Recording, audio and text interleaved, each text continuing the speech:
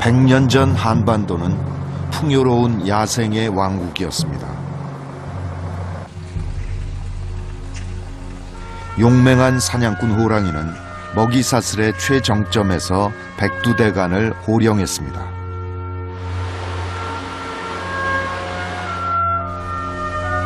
은밀하면서도 민첩한 표범과 날래고 교활한 여우는 물론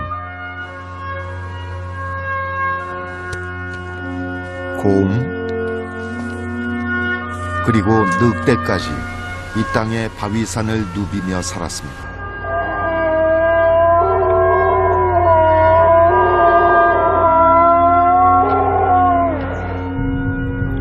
험준한 산악지형은 야생동물이 살기 좋은 환경이었습니다.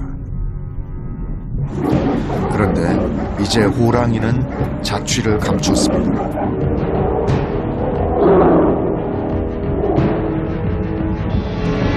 지난 100년 사이 중대형 포유류들은 하나둘 우리 곁에서 사라졌습니다. 호랑이와 더불어 최상위 포식자로 군림했던 한국 표범도 쉽게 그 모습을 드러내지 않고 있습니다. 한국 호랑이가 자취를 감춘 2015년 한반도. 지금 이 땅의 최상위 포식자는 누구일까요?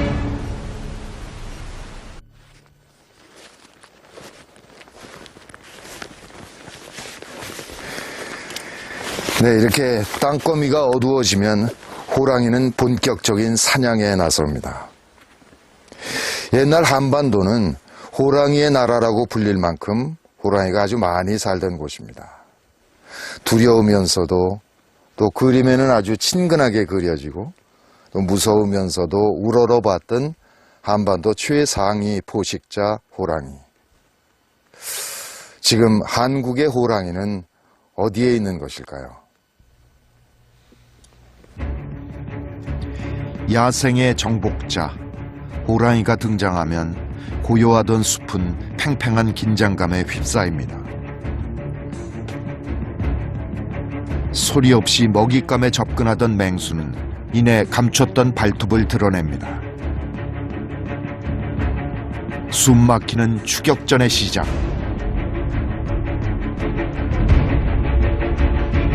호랑이의 먹이 사냥은 끈질기고 집요합니다.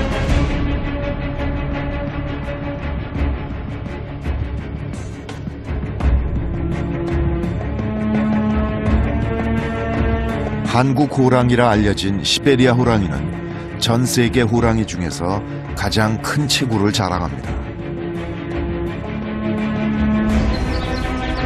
혹독한 기후에 견디기 위해 털이 길고 빽빽합니다. 이마에 새겨진 임금 왕자가 특징입니다.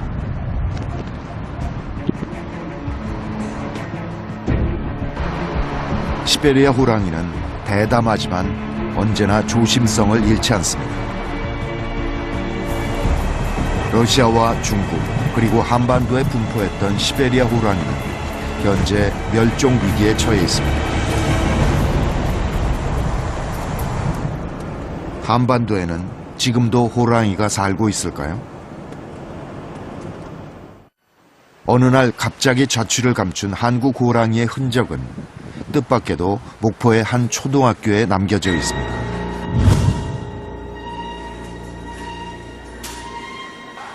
DNA 검사를 통해 밝혀진 국내 유일의 한국 호랑이로 전남 영광에 있는 불갑산에서 포획됐습니다.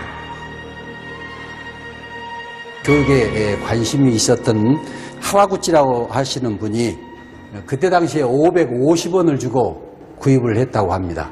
그래서 일본에 있는 박제 제작소에 가서 1년 동안 박제를 한 다음에 이것에 1908년에 기증을 해 주셨습니다.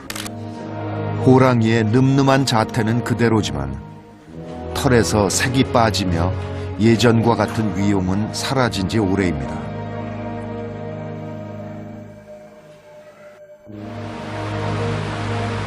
두려움의 대상이자 경외심의 상징이었던 호랑이는 이제 동물원에서나 볼 수 있습니다. 조선시대에만 수백 명이 공격을 당할 만큼 호랑이가 많이 살았던 나라. 그들은 왜 멸종의 길을 걷게 된 것일까요? 감춰진 역사의 비밀을 밝힌 것은 일본인 엔도 키미오입니다. 그는 한국인도 해내지 못한 한국 호랑이 멸종사를 밝혔습니다.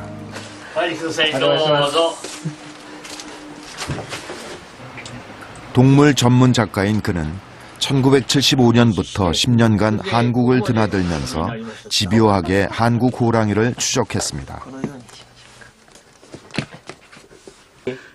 野生動物の山本忠三郎っていう大金持ちがその各地から集めた虎狩りのこの名人という有名な人たち、各地方ごとに有名な人を集めてこの虎狩りのチームを作ったわけですね。 1917년 부산에 일본인 한 무리가 도착합니다. 정호군이라 불리는 원정대의 목적은 단 하나. 한반도 전역을 돌며 조선의 호랑이를 잡는 것이었습니다. 해수구제, 즉 해로운 맹수를 몰아낸다는 명목이었지만 실상은 일본의 위용을 과시하기 위함이었습니다.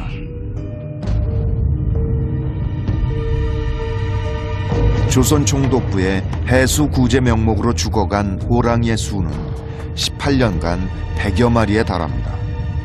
실로 놀라운 수치입니다.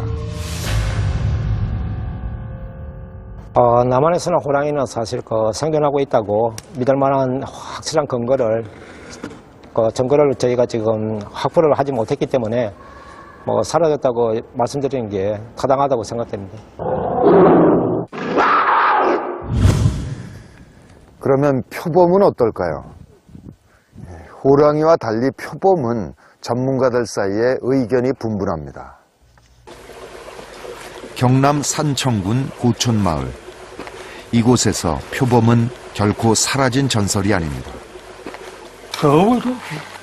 저 산 이름이 철매산? 철매산. 무섭게, 지금 텔레비전 나온 것도 그때 좀 잘 나온 거네.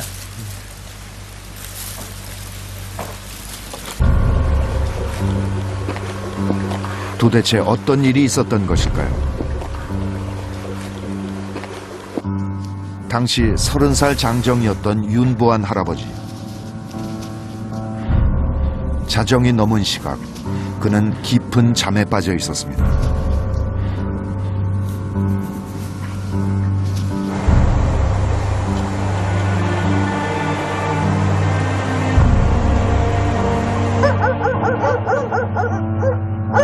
개 짖는 소리에 나와보니 희미한 어둠 속에 4발 달린 짐승이 보였습니다. 뒷집 개인 줄만 알았던 그것은 정신을 차리고 보니 표범이었습니다.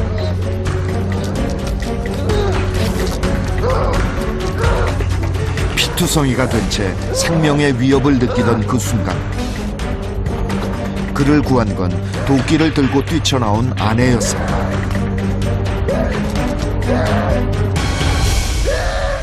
그러면 쏙 들어오는 것 같다. 콱! 그만 이래, 첩힌 게. 이놈이 말이죠. 아구에 쏙 들어왔어. 손이. 아구에 쏙 들어왔어. 팍 깨물어보면 말이야. 나는 그냥 피가 막, 여 사방 물린 데가 막, 피가 그런 그만 너 도철해가지고 막, 내 앞에 두어본 셀병에 막 좁힌다. 그날의 혈전은 아직도 할아버지의 몸 구석구석에 새겨져 있습니다.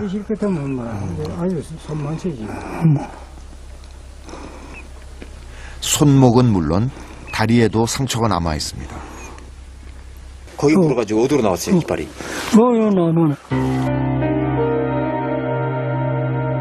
이 놀라운 사건은 당시에도 큰 화제가 됐습니다. 표범 잡은 여장부라는 기사에는 당시 잡힌 표범 사진까지 실려 있습니다. 거기 쑥님이니까 그 암님이 아마 찾아올 게라고 그래갖고 송경이 와서 그 3일 저거 이제 잠복을 했는데 그 뒤로 안 일어서. 그렇다면 한국의 표범이 마지막으로 나타난 건 언제였을까요? 공식적인 기록은 지난 1962년 경남 합천에 있는 우도산에서입니다. 해발 1100m의 큰 바위 밑, 당시 표범이 잡혔던 장소입니다.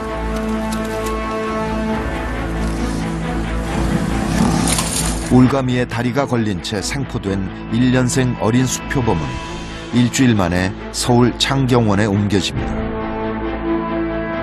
당시 창경원에는 호랑이 표범 같은 대형 맹수류가 없던 시절이었습니다. 그러나 마지막 표범이었던 한표는 1974년 12살 나이로 짧은 생을 마감했습니다.